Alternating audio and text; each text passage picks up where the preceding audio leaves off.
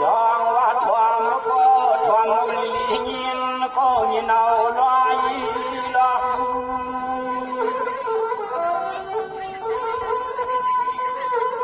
พี่น้องเขาควรอย่าเนื้อควายเมื่อในข้าจะย้อนควายก็ความมาวันตัวยินตัวสอง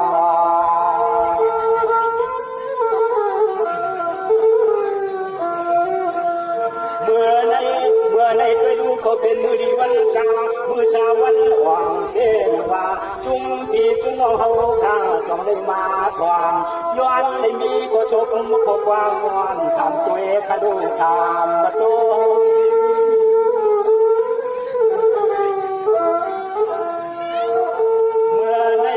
วในก็ว่าเขาเป็นวันลีมีมังคณาสายวันเลี้ยงในต่างน้องคำได้เป็นก็เป็นกูนานาจุ่มปีจุ่มน้องสองในกลางลานยางพักเงินและพวง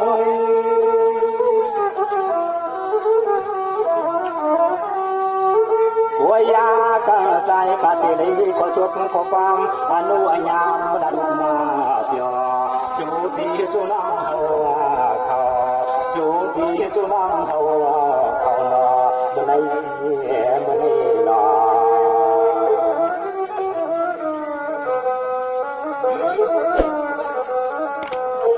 ชาวว่ามาในป้อนช่วยเจ้าอยู่ดีกินหวานกัดเนื้อเย็นกระจานเย่เกกังเสียงคุณโรนางก็โลกเขาก็โจมเย็นนาโนติลงตังเสียงเจ้า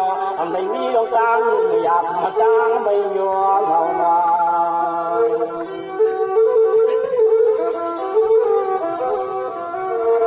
นาในเดียวจวมเย้านอก็เป็นตัวเลี้ยงเจ้าในก็ย้อนขอความอนุอัญญังมอนเชิดไว้เลือเสีย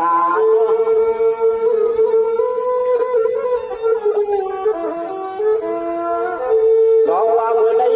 นก็ข้าก็เป็นอันอยู่ดีกินหวานก็เจอจังจ่าก็เจโยกานากูเจอกูลองจองว่าจุ่มปีจุ่มลองนาสุโจกามาเจาะกันที่ในอาปวย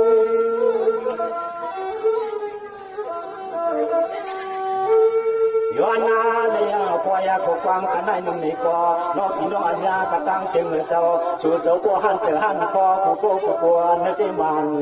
ยาใจกันในตัวจุนยังนาจงที่จงน้องเฮาเขา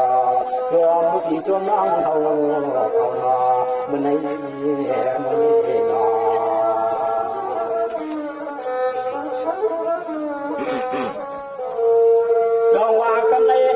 ข้าก็ยินชมขอบเธอจุมันไฟมันยาวมาขนาข้าก็มีเสียสมีเสียงหวานบอกมาถึงพี่น้องเขาวันว่ามองฟ้าวันละชื่นเมื่อในชุดเธอเปียวมาก็ข้าก็จมลมเย็นขึ้นกูคนในมาวนมาเปียวในก็ใจข้าสวมกันนอ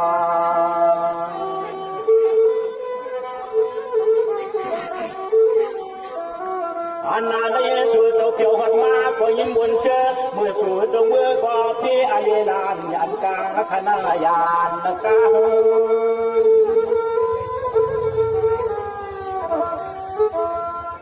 ในจริงก็อันสู่เจ้าอยู่ดีกินหวานก็เทียนข้างแก่ดวงที่อันนายกากูเจ้ากูลองในก็จมเยอะจมในน้องขาดเลยมีขอความห้องชูก็เรียกลาลื่นจึงเงินหมดเทวาหอมบุกปินลิบยา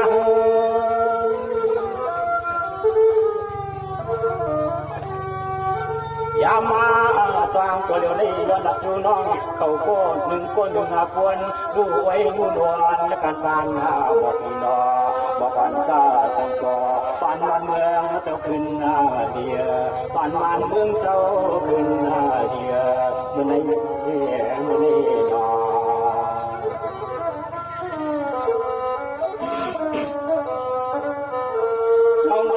การเสียงจริงน้องนึกเจจีถึงเมืองไปทวงตกมาสักกาเพียวถึงเมืองเฮาบัดนี้จำบ่ลงเขาคือวันจอยปีวางดูวันย้อนละความมาดอเสียงน้องกำหนึ่งกำสองกำหนึ่งกำสอง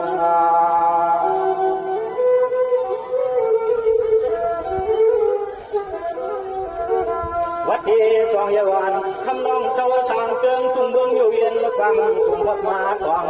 กว้างเมื่อยามในย้อนหลังจูมูลานกันน้องคำปีมีที่ ไม่ได้ไปมาลูน้องไป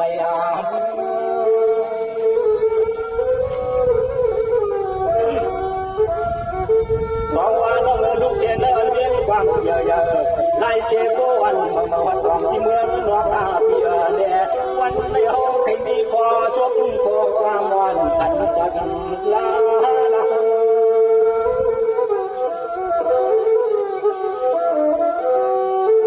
ยามวันนี้ใจที่ย้อนจักกระจูดูท่าการดำน้องคำเปียนอยันตัวมาหอนมาฟองด้านฟองพี่มองน้องมาถึงมองน้องจะมือเขาถึงในดอ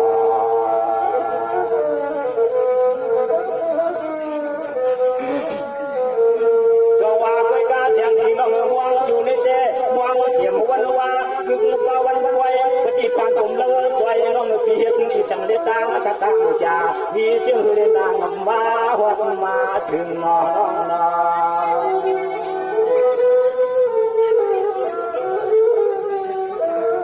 อันนาได้ดอสุตานาป่วยกระตังสิ่งในกมองน้องเขา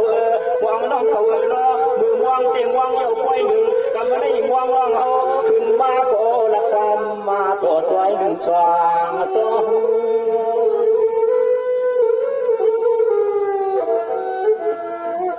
สองวันน้องลงกระตั้งยากันยาน้องวันที่มีจึงหือพอความมือวันในแขนต่อใจพี่อ่อนคุณเชียงน้องยิงอ่อนคำตาลอยลอ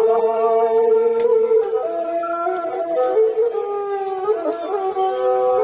ยันก็คำร้องพยาดักปีคือคงฟ้าจะตาหน้าป่วยกระตั้งเสียงเสียงแหล่จึงเออโป้เลยพันอายจ้องดวงตาน้องยิงที่คือนาหนักบอกแวงปัญหาผู้ใดเลี้ยงจะไม่เสืออยากให้คำตัวกูที่ออกมาที่ก่อนหาก็ควรได้นาน้องคงน้องก็เชียงสีน้องพี่น้องยาวแก่มองคนน้องจะเบิกไว้ช่างก้านั่งเดียวนี่ดอกที่เดียวช่างมองน้องเดี๋ยวกูว่าเลยค่ะที่ว่าเขาไว้ฟังเขียนเลยอาจจะลองตั้งในนี้จังเลยเชียงสีน้อง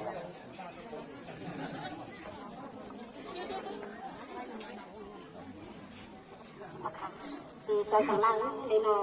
แม่ก็นึ่งเขาอันนำกันแค่ที่ท่านเองมือไปกระถิ่นนั้นเลยอันตีพี่น้องน้ำมันลาวเขาเลยบอกให้น้องยิงเขามาไปสังการกระถิ่นวันนั้นมีคนเลยมาในก็จะว่าเมื่อได้น้องเขาบอกให้ใส่เสียงหรือว่าเตรียมมือ3 วันไป4 วันคนกันเลยที่ใส่สังลังหนังที่ได้มาพวกมันยาที่ใส่สังลังนั่นเอง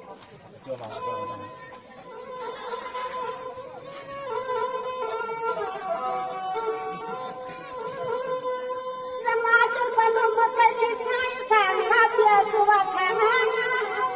เพื่อสุลาภุปสายที่เขาแก่นมาต้องการทำ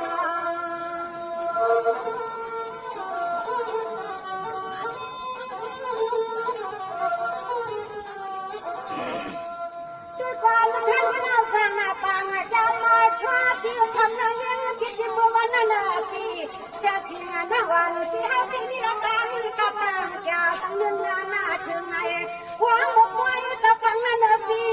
ปีนั้นมันเลยกำลังฟวนและขึ้นละล้วนที่ทำเอามาแล้วเขาไม่มีรักการกับตาจะสังเกตนาน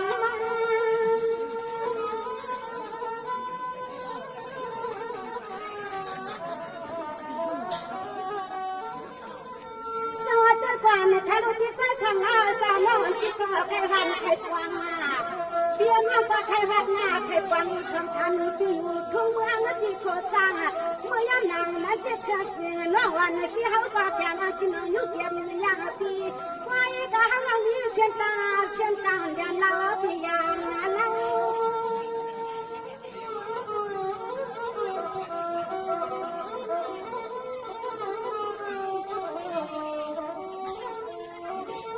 ว่าอย่างพี่เขาว่าหางน้องหมดไว้เจ้าปังนั้นโนพี่เขาว่าหางน้องความหมดไว้เจ้าปังนั้นเต็มก่อนก็อีกนะเป็นวังพี่จวงจะเสียเขาน้องนี่ลองตังกะตัง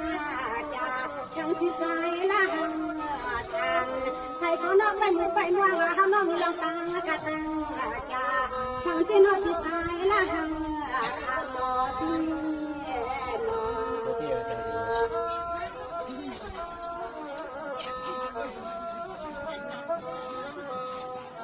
สวัส ทุกคนรู้ว่าพวกพวกนั้นนี่พี่น้องน้ำหูเมืองลาวเขาจำหูหลอกพี่ชายลาวพวกพวกนั้นพี่น้องน้ำหูเมืองลาวเขาจำควงมือยันเดียวหนอมือยันหลังนั้นพี่น้องวันพี่บ่หักเสียกันมาใจพี่น้องใส่อยู่นาไม่น้อยอยู่ที่มีตาอากาศตาจากฟังวันนั้นแสงเราเห็นถึงป้าคือกูข้าไม่ต้องให้ตรงหน้ากายให้เห็นส่วนน้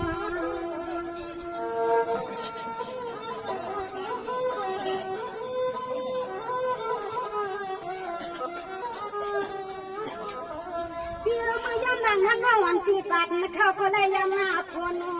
เมื่อยนั่งนอนปีปัดนะเขาก็เลยยำหน้าคนเขาว่าเดียวน้องมือจุ้งหัวจังเมื่อพังอะไรบ้างเปลี่ยนมาหนูดีเกียร์นา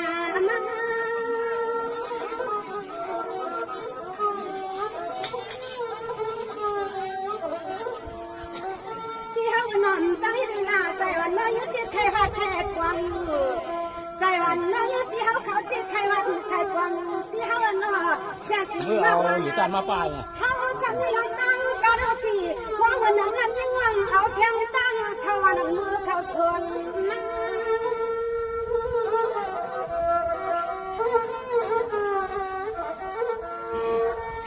อันว่าอ้อปีนอโดนว่าช่างเบิ่งผู้เสียตาใส่น้องมาขับไว้ให้หน่อยดีความนั้นนั้นโดนน้องช่างเบิ่งผู้เสียตาใส่น้องมาขับไว้เมื่อก่อนนั้นเสียงไว้ลองทุกทวงวันนั้นที่ทวงนี่ฮ่าไว้ว่าเมื่อบอกกันนั้นการทำตัวสู้เลยเฮาดีน้องรังนั่นจะเงี้ยไว้ว่าการวันฉันที่จังนั้นมันโกงเสียเล็กก็ป้าที่นั่งไม่นั่งไม่ถูกตัวเงี้ย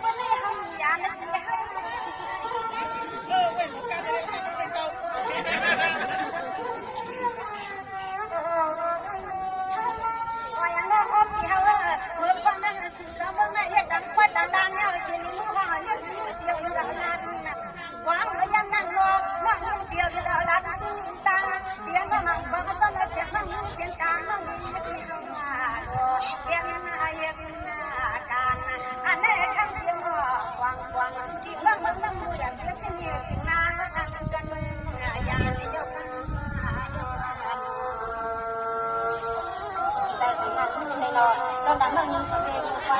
ทางการกับทางการเป็นที่ไปของมันเขาเป็นมากเลยจะว่าน้องยิงเขากากาใครมันจะว่าน้องยิงเขาคดีวันนี้มือที่การสั่งเล่าเลยย้อนเพื่อว่าน้องยิงเป็นคนเห็นกินให้ใส่เป็นคนยึดกินให้ทำงานไปเลยต้องยังกันต้องอยู่กับมาเราเขายังคนเด็กผมคอยจะสบายที่นั่นเราเชิญจริงนะก็มาคุยน้องโมรักกันนั่นกันนั้นเราก็จบไปนี่ละเชิญจริงนะ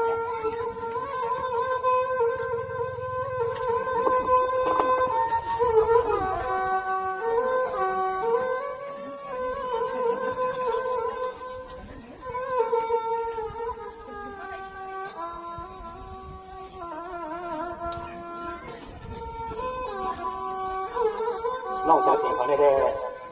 รับต่อเงินก็เป็นเงินดัดต่อคำก็เป็นคำเต็มเนาะทุกความมันแน่คุณว่านี่หนึ่งที่ถูกทางก็ร้านที่ค่ายมันก็ตัวมาที่ก็เจอเอาเสียงถึงน้อยไว้กันนะอาจารย์น้องตั้งกาตาจ่าน้องเมียจะมาในเดียมหรือมาเขาปล่อยจะเป็นน้าของมึงน้ำมันหลานนี่ก็ต้องได้ยินเด็กเสียงจริงนะเสียงจริงน้องและความอันพิลัดปันเฮามาความอันน้องพิลัดปันเฮามาน้องที่ปากวันให้เนินนาโล องยิงเปียวปากสิจาเชียวยำพายำมาควรนา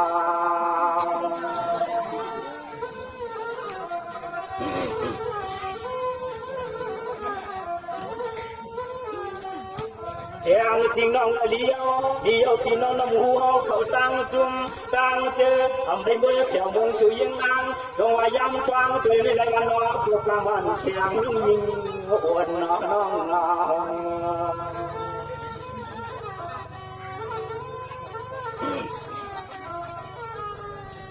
กว้างเมื่อวันนี้สุกาเป็นป่วยก็เหี่ยวราเกินนากันพุ่งควันคอยคนนาน้องยิงอัดมาจังไหนเนสายที่กินไปที่เขาเจอคง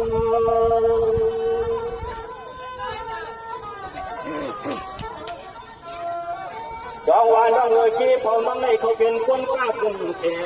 เป้าการน้องพี่เล่าแย่เรื่องหนึ่งเวียงหนึ่งนาดอเจ็บในแกงบ้าว่าเป็นดุกไว้มีหน้าตัวน้องเขาเนื้อเจตัวและต้องลายาตรง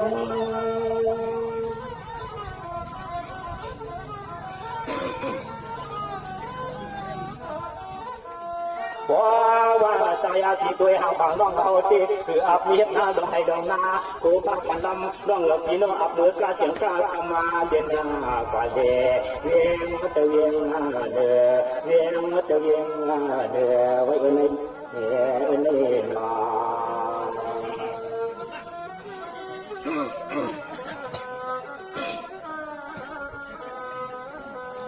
สว่าเคยกาเสียงจีน้องน้องพี่รักมาก็พี่น้องเขาเคยยินซ้อมเย้าเมื่อเร็วนี้พี่เจ้าขึ้นรับจุน้องก็พี่น้องเขาเคยใส่หาพวกคนทวมก็พี่น้องเขาไว้เสียน้ำหูมือยอมก็น้องขึ้นไปเลยเวียงตอนเติมทุ่งเมืองเปิดบ้านงานก็ตานว่าเสียงน้องมาเที่ยวนึกไว้ตอนมือในมือนับเตรียมยาเขายาคือน้องมา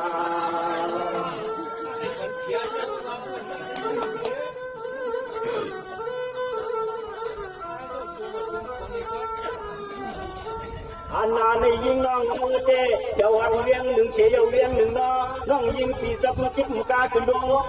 งนาเขาเนื้อพวงน้องยิงปีน้องโอ้ยกาเสียงกาทำวันเชียมาเปียเปียน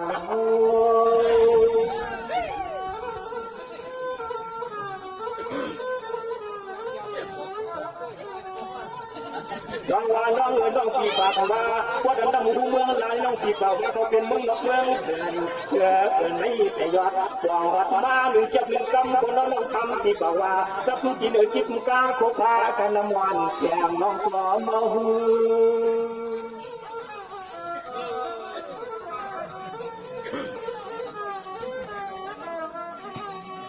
ยามาเมื่อควงตัวเล็กเล็กคนเขาคอยังอาทิตย์มีการเปลี่ยนกันเมื่อน้องนางได้มาหมุนมาเปียวไว้ตอนเมืองน้ำหูดวงไว้ตอนเมืองน้ำหูดวงก็พวกพี่น้องต่างเสียงยาอยู่ตาเขาก็ยินวิจชุงชงน้อง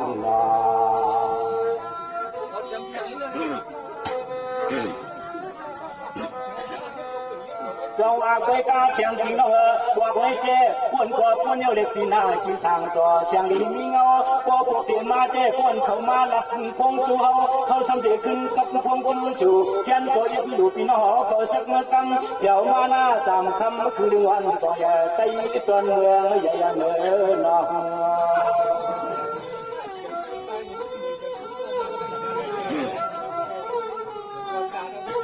อันนั้นในสุดปีจุ่มน้องเขาว่าทันทีนั้นลุกมาพวงได้แคบไม่เคยเสียวไปทานก็หันเป็นงาแต่ย้อนในหันลงตัวที่ยิงเลยน้อที่เขาก็กับสิผ่านนางน้องหานะ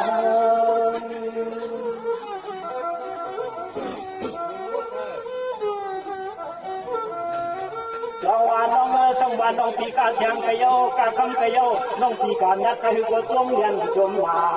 อันน้ำสาเต็มมันน้ำสาเสวันปีน้องเมืองในเขาเลยน้อเปิ้งวางเสียงกลางวันเสียงน้องก็มาหู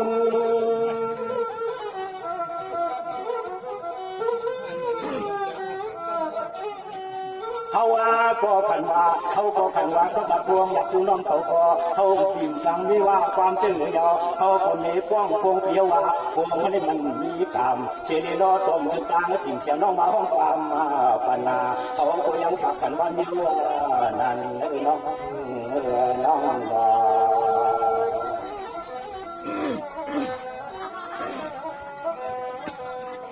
จังหวะคุยกาเสียงจริงเอาพวกนี้เกี่ยวเด็กที่ป้วนก็ป้วนชื่อดีงามงามดีอ้ำสุดเกพวกที่มาเป็นป้วนขึ้นมือตั้งลำใจเสียงเอลลางยังกองเลยเนาะที่สุดที่ปานทุกคนบางยิงตีอยู่คนชกความกินเอาจังเกินทุ่งเมืองน้ำวนเสียเย็นเจอเย็นก่อนเสียงร้องมาถึงแล้ว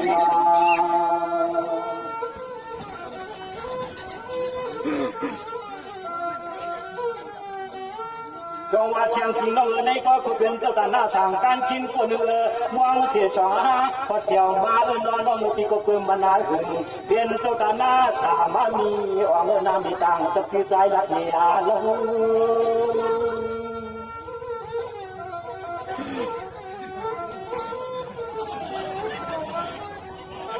เจ้าว่าที่กูจะตายเสียงเฮียงมัน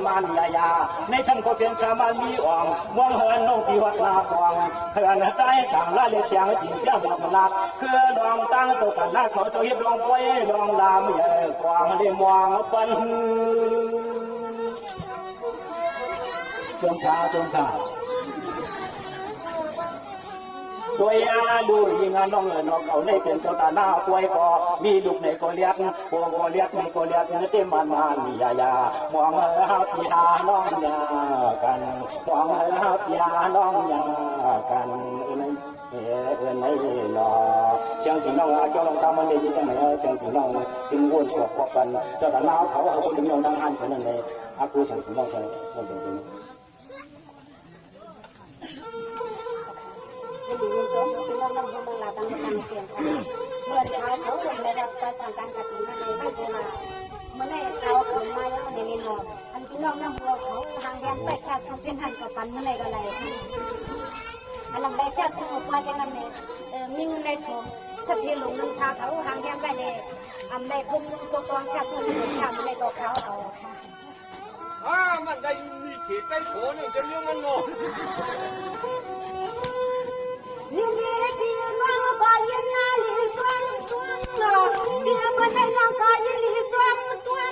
ในบ้านเมืองกินเมืองวันดูปนน้ำหูพี่ขอสาวันกลางเมืองไม่มาเจ้าตาหน้ากันใหญ่เขาเอาไปนั้นหาไม่มองกันไหน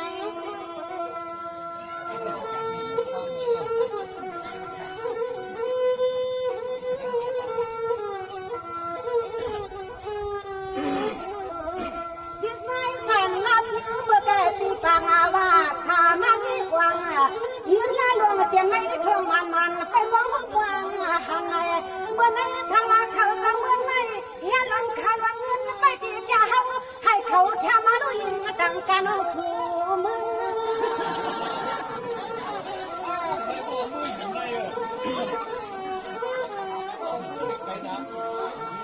ที่เฮาเมื่อยามนั่งนั่งที่น้ำไข่กวางเต็มว่าข้าปีสมาธิวางที่ข้าก็ใครเที่ยวอยู่มันยาตั้งจากข้าวละไข่มือไก่ข้าวังข้ายังคนสังคมมันในงงออกหน้าเขาก็จังว่าเขาอยู่ทันทุ่งบนนั้นอันเล็กจะมวนไว้บนน้ำข้ายังว่าไม่พอตาไปปุ๊บที่มาข้าเจมา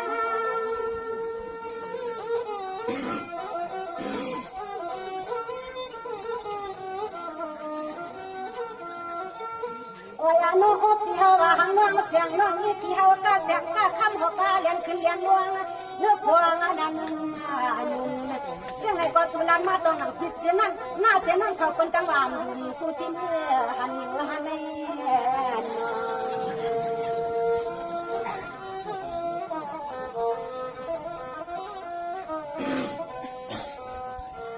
สวัสดีวันนั้นวันสุกรรมพวงน้องขึ้นลงวันลาจิบหัววันจังนาเปียวันสุกรรมพวงน้องขึ้นลงวันลาจิบหัววันจังสมัครคำนำเนี่ยจ้างลาทว่าเฮาไม่ยิงจ้างบนมุกเมืองวางที่ว่าเฮาไม่ใครสุวางเทียบมันไปรับทุกเมืองเนี่ยลิงกันลาใน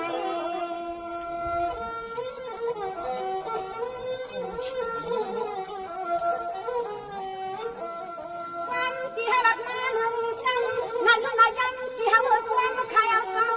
สวมเขาปีไว้แต่เฮาน้องใส่คนพันอย่างการทำตั้งการวางเมื่อพอมันจังเรายิงที่เฮาจะเอาดอกเจ้าวันเมื่อเขาสวนนาพอมันเสียงเรายิง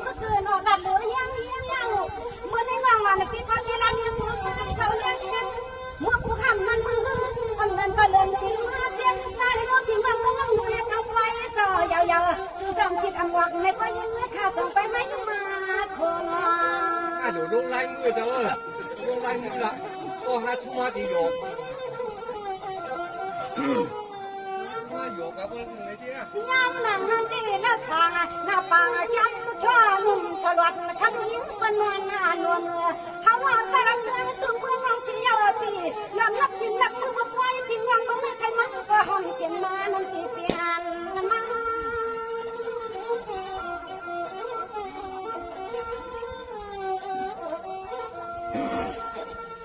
โนโอเปียเราตั้งกันหาที่หานา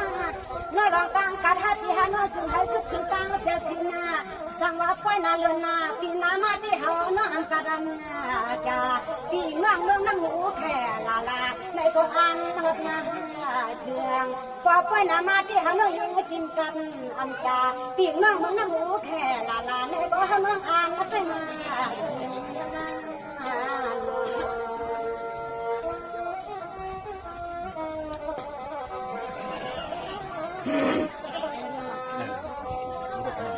ใจสังลาเลยเนาะซึ่งไอ้เด็กก็เทว่าลงตั้งหักในทุกยุคขอบคุณใจสังลามีคนหักในเนาะจำกันอาลาวคาวาได้กำคาได้ยากเก็บดีนันวางเลยยิงสมขาไปเลี้ยงสัตว์ที่โลอันอังค่ามุกไปตัดในขณะนี้ตึกขึ้นสองม้าเลยว่าป้าแพงดอกชาติยังนั่งเสียงสูงเลยเลยว่าใจสังลาในเนาะในเด็กกลางวันก็ให้ตกขึ้นมาลอยๆในไหนยินจมอันเป็นเดียวเขาเลยมาตอนสุนันต์เสด็จขอบใจยินจมเดี๋ยวมันจะเสียมาเอาเขาตั้งหมดตั้งลังตั้งคนตั้งลังยินจมเดี๋ยวมันตีน้องเขาสูงจังเลยกำลังหูดังหมดดังเสียงในขณะนั่นแหละต้นวายอยู่ขนาดนั้นก็ว่าไปถึงมาในขากัดขวะไปสั่งร้องนั่นก็ไปปังเกียรหาก็ห้างไว้แล้วน้องก็ขายให้มาที่ไปปังเกียรทางไปมาเพียงเลยใจสังดาแล้วเนาะต้องเขาพี่น้องเตะสุดเจ้ากับยังในเสด็จเนาะที่ว่าหักกันมันจังหักนะในว่าใจสังดาเขาใครผู้ว่าน้องยิ่งเสียงถึงการท้าเนี่ยเขาตัดผมเขาในการเนี่ยนะแล้วก็มันเล่นในมาในกันไม่ได้ฆ่าก็เดียกเขาก็ผมมันผมฆ่าคนคนในใจสังดาก็ยังเปิดจิตกันเจนขึ้นมาหนึ่งมาเขาขายยืนสูงกับใจถึงพี่น้องเขาจะ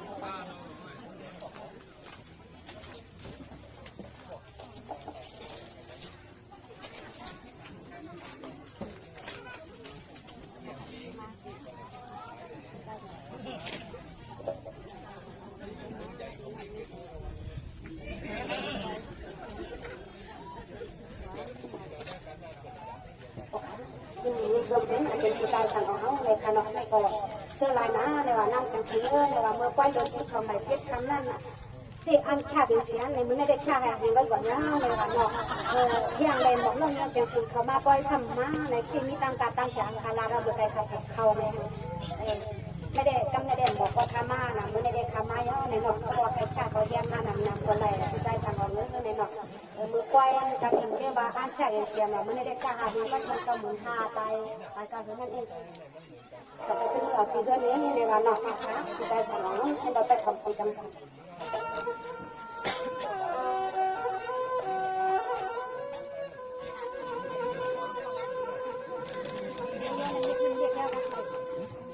เที่ยวกันเลยไปทำไปยืนสีกำคันผู้ชายสั่งของเลยจะเรียกมาในวันนะคะเขาเป็นจะเรียกในปอกค่ะจะเรียกได้แบบเพียงแค่ค่ะสวัสดิ์ในที่แสบสุริวังมาตั้งมาชวนสุขำที่สังวังเป็นสบาเราเนาะ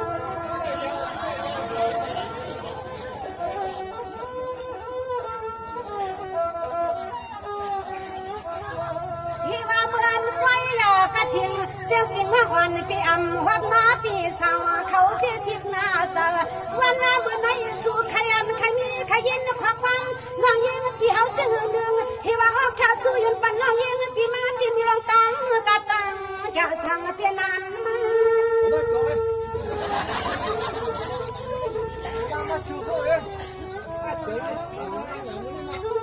สวัสดีกว่านะคะดูในที่พี่สาวปีละสาวน้องมาอยู่ลานน้องวันปีสาวอยู่วันปีเถินห่างข้างคือขานาปี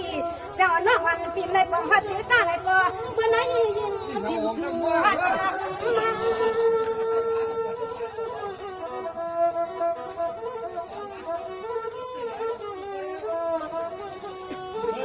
ว่าอย่าเมื่อไปจะปังนั่นให้ว่าเมื่อห้างเมื่อดาบยิงขาเลี้ยวซ้ำเกี่ยวหัดไว้หัดตามที่เสสังกอเลี้ยงเสนาอัมตานนะอ เลิกสู่พี่เฮากันอ่านเงินไว้ในทวงพี่ว่ายามนั้นนั้นที่นางอ่านแค่สู่เมียงสู่พี่เพียงสักทีลวงในนอ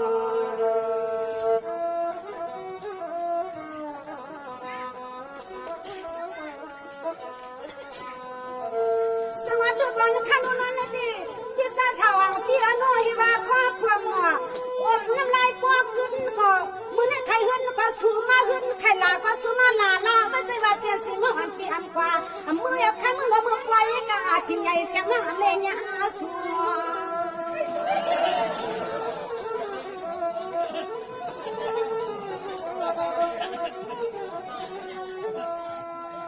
ไม่ว่าจะจริงแค่ทำติวที่นวลหน้าสูพี่สาวชาวอังติวไม่ใช่ว่าจะจริงแค่ทำติวที่นวลหน้าสูคำที่เฮาสาวเปลี่ยนจากนี้ดิเฮาโนปีไปเตี้ยนไปนั่นปีมือได้ยินยันที่เฮา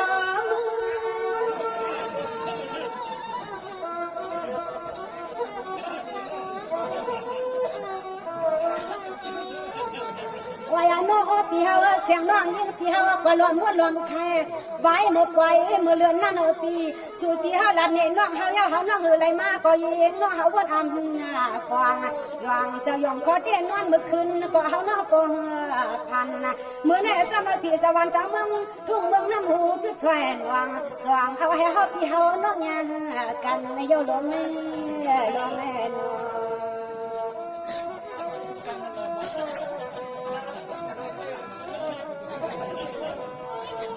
สวัสดีก่อนนะคะลุงวันนี้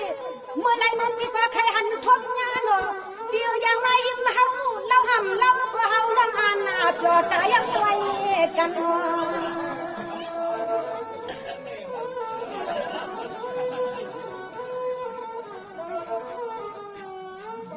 เพียงจะลือกับเรื่องคำในนัวพี่เฮาหวังเฮาเลยมาหัวพันพี่เฮาอยากปี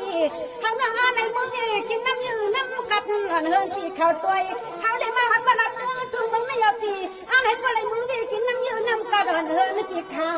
ตัว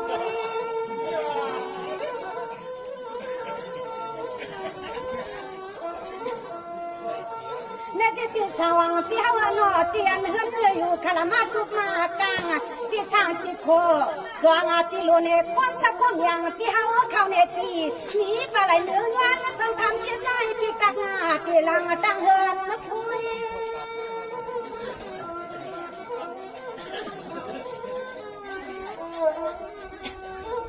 วายโนพี่เฮาสวมเขาปี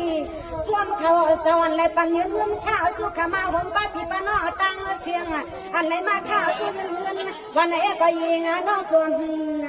ามังกลาปันปิงน้องปันน้ำหูทุ่งลินกลางเมืองลา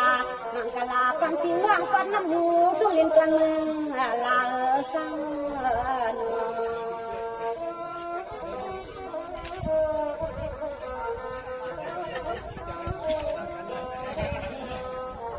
สวัสดีก่อนนะคะดูข่าวยันสวนเงา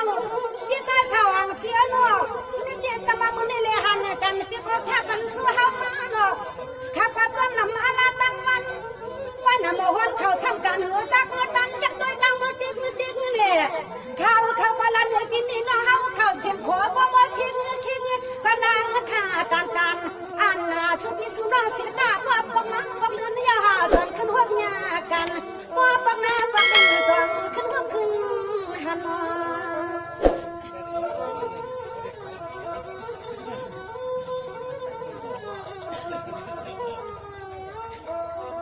เสียนใส่เสียนคอขาวที่มือในคืบหนึ่งในก็ยิงข่าวขยันปีนวางเมืองน้ำหูในมือหนึ่งใบหนึ่งมาก็ยิงข่าวขยันกันว่าปีนวางเมืองน้ำหูในยันเปียนเมื่อยิงข่ามาที่นิวัตังหยาบเลือดวันกับในยิงข่าที่เอามือนี่อนอใส่ดวงยิงข่าปอดหลวงไม่ทวงไม่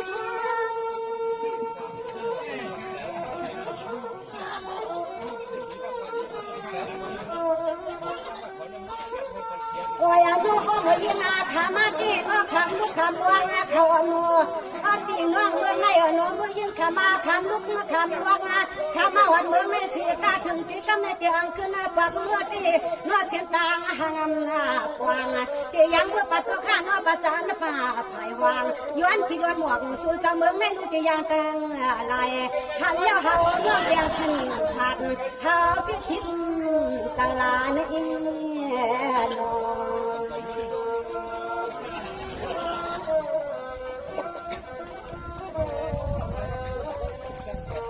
ฮัลโหลนอนพี่ฮาวาอยากนอนด้วยน้ำเมืองเรียกว่าเรียกมือกะหูวังขมาเข็มนอกับนอเต็มจอมปืดีผัดมา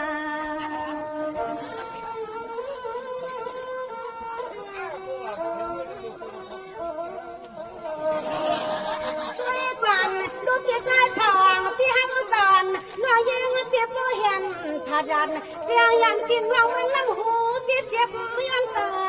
ไหน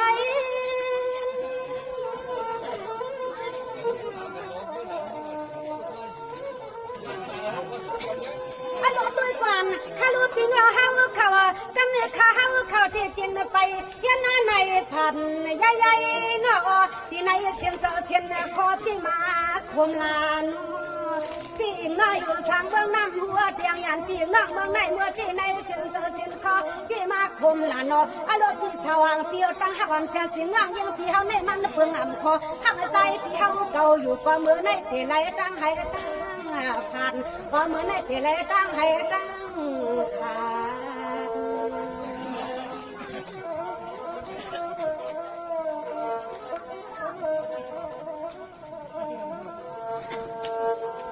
ด้วยกันข้าลูกเป็นชายสองเปียวบนเมตาเปียวพัดย้ำกันคนเรายิงเปียวขันตายเอาสิเล็กขึ้นสังเมืองปีเก่าน้อง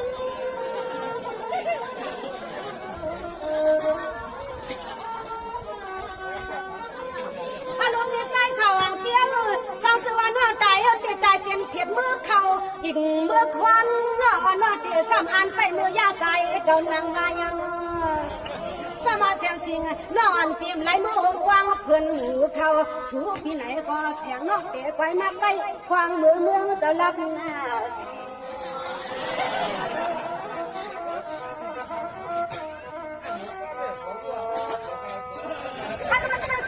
ข้าลูกที่ชายสาวพี่เอาบนในเจ้าหน้าน้าเย็นที่เดียวขาดพี่มือในนอนเดียวใส่อะไรยังคิดว่าง่ายยังเดินมาตัว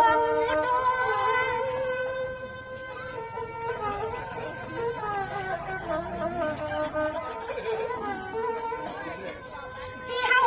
เนี่ยตั้งเฮาเมื่อเจ็บขึ้นเนี่ยเจ็บลวงน้อยังคิดยังตั้งแรงสั่งยังพี่เนี่ยน้อยังรู้น้อยังคิดยังตั้งแรงสั่งสวัสดีกินพี่ควรพี่เฮานั่งยัง